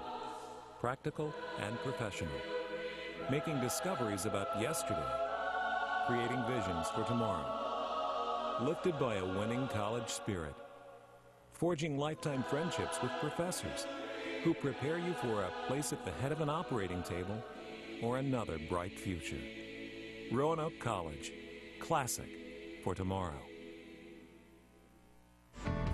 If you would like to sponsor this program or advertise on Valley Vision TV, call us at 540-397-1051 or email to sales@valleyvisiontv.com. Remember, you're watching the Valley's only true local network, Valley Vision TV, Comcast Channel 7. Be sure to catch Roanoke College sports on Valley Vision TV, Comcast Channel 7 in Roanoke, Salem, Botetourt, Lexington, and Blacksburg. Brought to you by Mac and Bob's, Main Street, Salem. For programming information or schedules, go to valleyvisiontv.com. Welcome back to the Bass Center. Teams get set to return to action. 6:48 to go, 71-35 the score. 36-point lead for the Ferrum Panthers, who have really just exploded in the second half, bringing in mostly reserves at this point, as Goins has moved to run the point. Shea Smith did leave the game injured. She's still on the bench. Roanoke still in the zone. In the 2-3 zone. An arid pass from Ferrum. Gives possession back to Roanoke as Duggins brings it ahead. Duggins across for Lemke. In the middle for Hankins. Back near side Duggins. Duggins. Wait, it looks like we have a foul called on the floor. Got a hold on the inside. Personal foul on Ferrum's number 44, Jessica Rhodes. Foul to Rhodes. Her first, team's fifth. 15 foul. Hey, good front, Ashley. Makita inbound. Sends it in for Garst. Kicked out now Hankins, thinking three. Back to the drive inside. Rolls, gives it up towards the corner as Lemke gets the shot to fall. As quickly back it the other way. Clement counters. Lemke has had quality minutes in her time in. Again, Ferrum beating Roanoke back down the court for a shot from the wing. As again, they've played much better in the second half. As Hankins rolls to her right, now gives it for Duggins. Duggins to McKee, now Hankins. Hankins for Duggins. Launches a three, knocks it down. It's a 33-point game. Duggins has put on a good effort for her first game as a freshman in college. As a clean steal here by McKee. She'll walk in all alone, layup good. Roanoke continuing to play hard and hustle. They just are outmanned this evening. Outmanned and outgunned.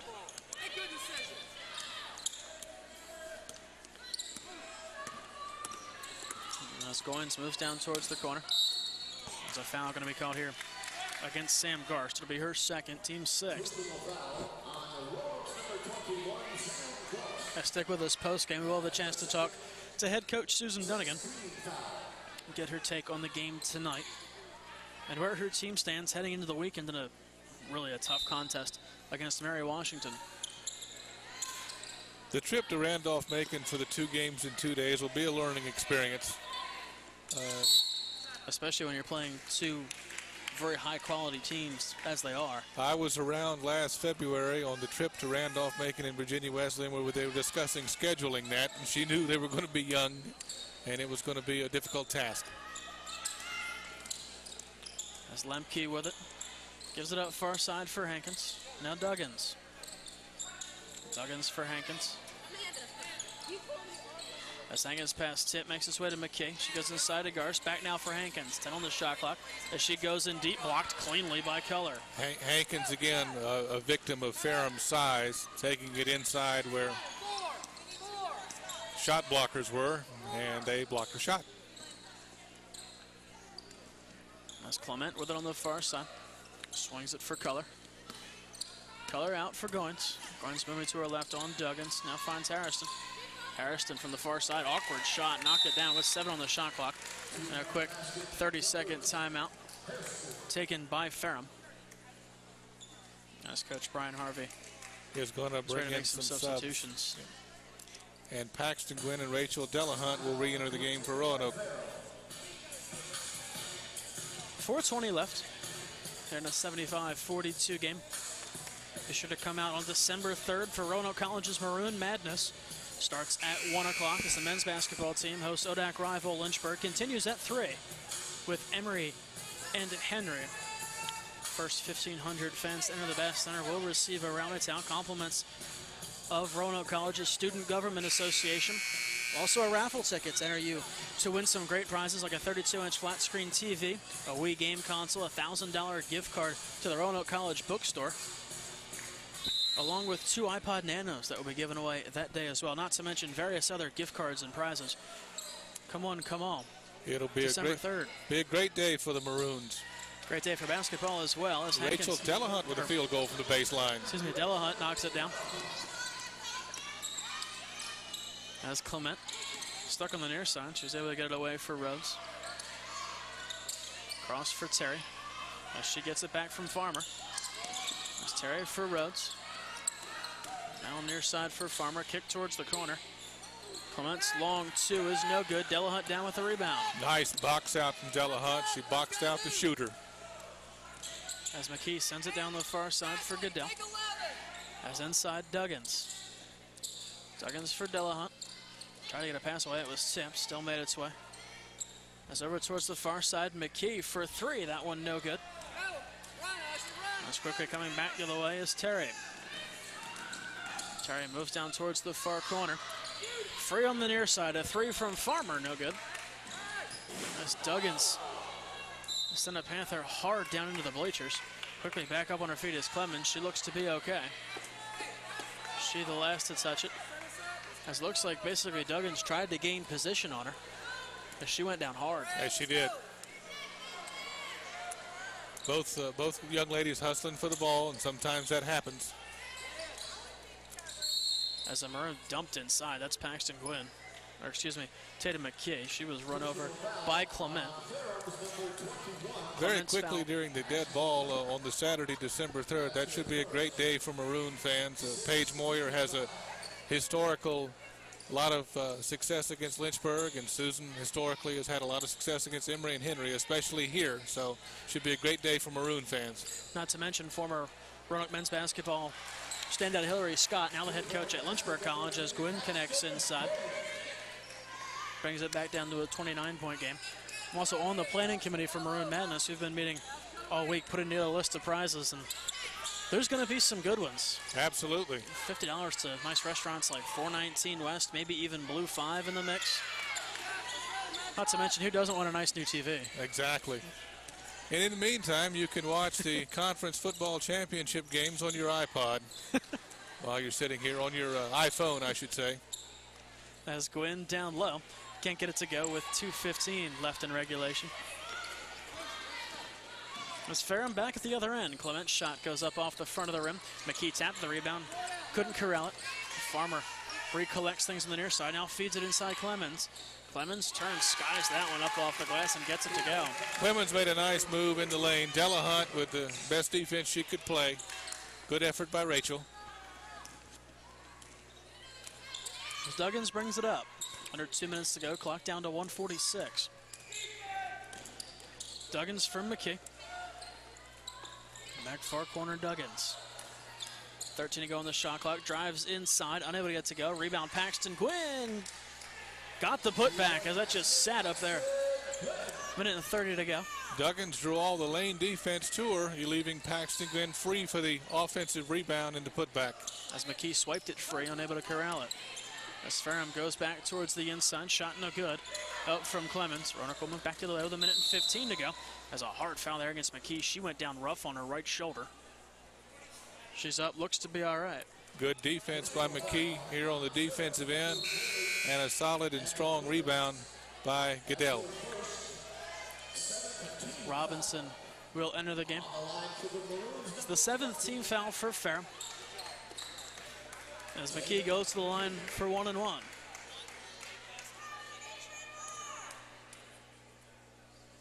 Minute and 14 to go. McKee doesn't hit the first.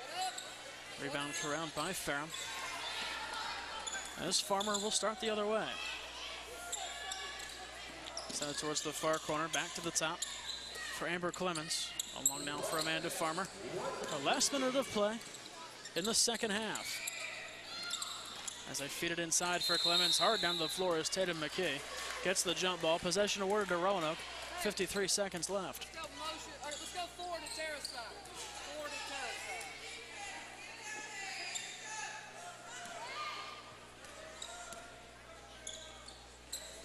As Roanoke has an open Goodell from the baseline, no good. Gwynn the rebound, Gwynn the putback, again. no good. Gwynn fighting for it with her own player. Has a good block from behind there by Rhodes. On Duggins down low. Nice hustle by Duggins, though. Gwynn and Duggins both clearing the offensive boards. Clock frozen at 41.9. 19 seconds left on the shot clock for the Maroons. It's sent into the corner for Paxton Gwynn. Gwynn to the top. Duggins a step inside the three-point arc. Knocks down the long two. A 27-point game. 33 seconds left on the clock. There's a 6-second difference between the game clock and the shot clock. This Farmer back for Tara Terry. Terry covered by Goodell as she got it down low. That shot goes high up off the glass. That was good defense by Paxton Gwynn. She did not let that shot go uncontested. 10 seconds left. Coming back the other way. It's Gwynn down low. Turns up off the glass. Can't get it to go.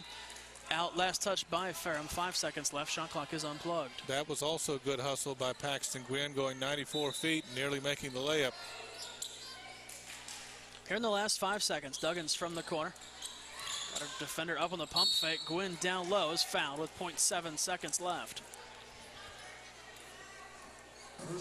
There's a lot of things positive that Roanoke can take from this game tonight. Paxton Gwynn's effort, well, the whole team's effort, really. Taylor Duggins.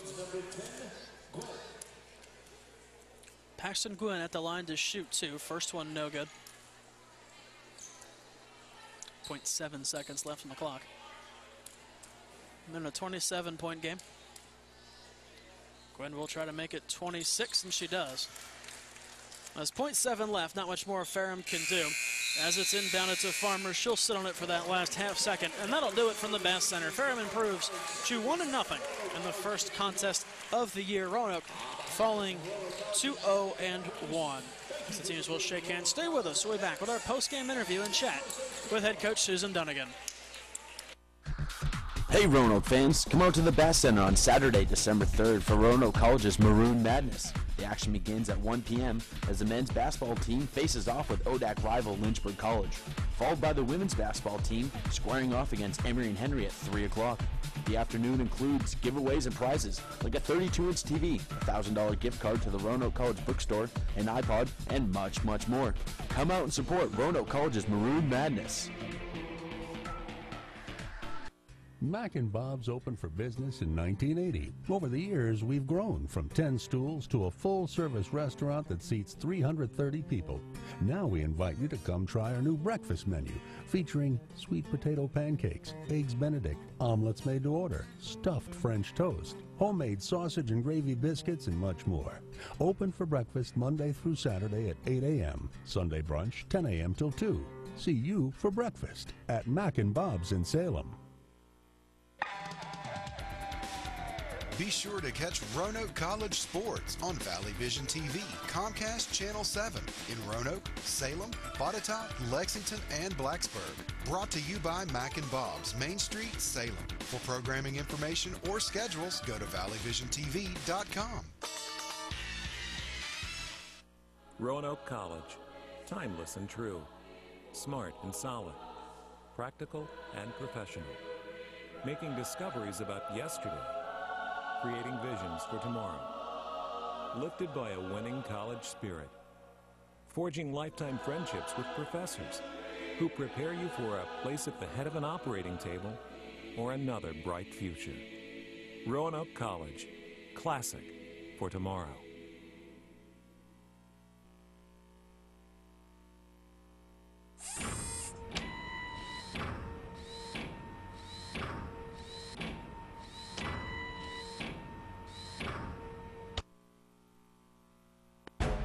What makes D3 special is the ability to participate in my team and within the broader community. The perfect ending to a perfect season. Being a D3 student athlete has completely expanded my life. I learned how to lead. I really found a voice. What time is it? It's more about the experience rather than just a sport itself. Without the experience of being a Division III student athlete, I wouldn't be the person who I am today. NCAA Division III. Discover, develop, dedicate. Welcome back to the Bass Center. Nick DeSanctis, joined by women's basketball head coach Susan Dunnigan. Coach, a tough loss for your team, 77-51 here in the first game of the year. But you also started the game with 3 freshmen in the lineup, and at one point had all underclassmen out on the court. How do you think your team did against a team that's one of the top teams in USA South? Sure. I mean, and we knew it was going to be tough coming in. We knew we had our work cut out for us. But what I was proud of is these little kids didn't quit. We had too many mental breakdowns, and it was just like, you know, I know the nerves were there, and you know that with the fast pace, and they were pressing, and just not having a stabilizer in there, it's just really tough. And I think, you know, the longer they play, the better they're going to get. And you know, we just got to have patience and keep working hard and try to build their confidence one way or the other. You know, we'll be there. Now we saw Duggins come in 2 for 3 from beyond the arc, 4 for 9 from the floor, finished with 10 points, a rebound. How do you think she did in her first collegiate game? I think she did great. Still got, again, a lot to learn. You know, she's so short, and she was so used to being able to take that ball inside at will when she was in high school, but now, you know, she can't do it. But she's learning. She's getting there. And Paxton had a good night. She did have a good night. I mean, she was outmanned and out-heighted and out-physicaled, but the child did a great job. She kept us in there. What is she, 21 points and 10 rebounds? Shattering her previous career high of 13 and 4. Yeah, and that means a lot. And just knowing when we get our team healthy and get them all back, you know, if we can just hang in here and weather the storm, you know, I think we can make something very positive out of this season, something good. Now your team travels up to Randolph-Macon this weekend to take on 2, I can't say top 20 teams. Christopher Newport, not right in the top 20, have been historically very, very good, along with Mary Washington, who in this week's poll sits at number 16. Wow. What are you going to look for with your young team going up against very, very good competition?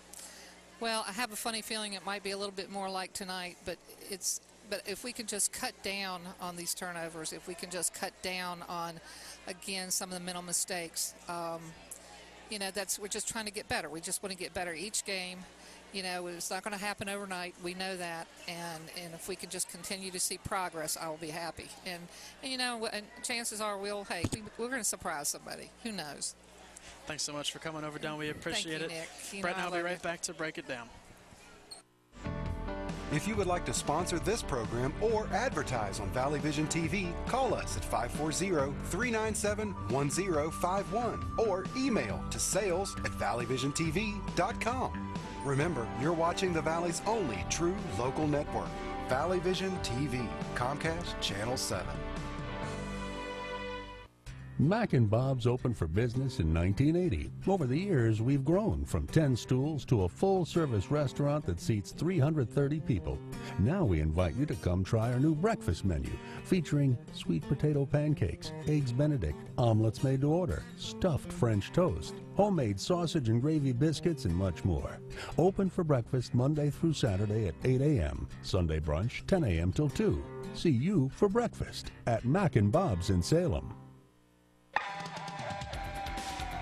Be sure to catch Roanoke College sports on Valley Vision TV, Comcast Channel 7 in Roanoke, Salem, Botetourt, Lexington, and Blacksburg. Brought to you by Mac and Bob's, Main Street, Salem. For programming information or schedules, go to valleyvisiontv.com. Welcome back. Taking a look down the stat leaders for Ferrum College. 16 points to Tesla Akers. She was 4 for 8 from beyond the arc. 12 points for Goins and Smith. Smith did leave the game with an injury. Played just 18 minutes tonight. Goins was 4 for 6 from downtown. 8 points and 7 rebounds credited to Keith. 6 points and 7 boards as well to Frazier. The leaders now for Roanoke College. Early, it all starts and finishes with Paxton Gwynn. Despite her 9 turnovers, she finished with 21 points and 10 boards, 5 coming on the offensive end. She was 10 for 15 from the floor. The next closest in points was Taylor Duggins, who we just talked to Coach Susan Dunnigan about. Duggins had 10 points. She was 2 for 3 from beyond the arc, making Goodell the only player to see action that did not record a point, as Hankins finished with 6, coming off of the strength of 2 3-pointers. Lemke, in her first collegiate game, had 5 in very limited minutes. 5 points in 5 minutes. It's pretty efficient. Now, Brent, if we take a look, Paxton Gwynn, really, she is going to emerge this season as the next go-to, especially starting the season with Hannah Davison and Nikki Moats out injured. All the seniors gone from last year, where we did see Gwynn play. It looks like she's going to be the one that this team's going to have to turn to. Paxton Gwynn did a great job tonight. She played out of position. She played 5, where Nikki Moats normally is your 5. Did an excellent job. As you said, 21 points, 10 rebounds. Hustled the whole time she was in the game. I told Roanoke College Sports Information Director Brad Moore last year, I said, this kid is going to be a Roanoke College Hall of Famer before her 4 years is over with, and I think that holds true. If she stays injury-free, she'll be one of the greats of the program. Off to a good start tonight. Now for Ferrum, they really were led by Akers. Akers, relatively slow in the first half, had just 5 points. Poured on 11 in the second half. 3 3-pointers. At one point, she had made 3 out of 4. Again, I think Coach Brian Harvey at halftime lit a fire under his team, 1, and 2, figured out that the wings were open in the 2-3 zone that Roanoke was playing. And Akers was able to hit her open shots. You got to give her credit. Now Roanoke travels up to Randolph-Macon for 2 weekend contests with number 16 Mary Washington and Christopher Newport. As we mentioned, CNU lost most of their stardom, has fallen out of the top 20. Still, though, going to be some very good competition. Then Roanoke on the road on November 30th, back home on December 3rd against Emory and Henry as part of Maroon Madness. Put it in your calendars now. Maroon Madness definitely going to be a fun event here at Roanoke. The weekend will be a learning experience for the college, and the game on November 30th is the first conference game against Eastern Mennonite, which will also be a challenge. Maroons will be on the road up in Harrisonburg. Thanks so much for watching tonight. For our athletic director, Scott Allison, sports information director, Brad Moore, our technical director is Reed Hall. For Brett Peltier, I'm Nick DeSanctis. We'll see you next time.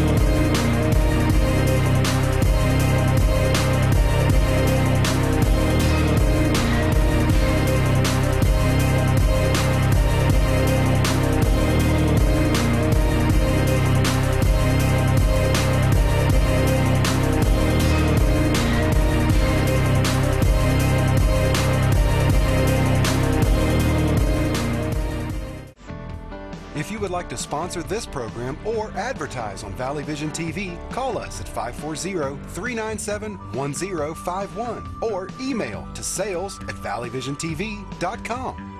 Remember, you're watching the Valley's only true local network, Valley Vision TV, Comcast Channel 7.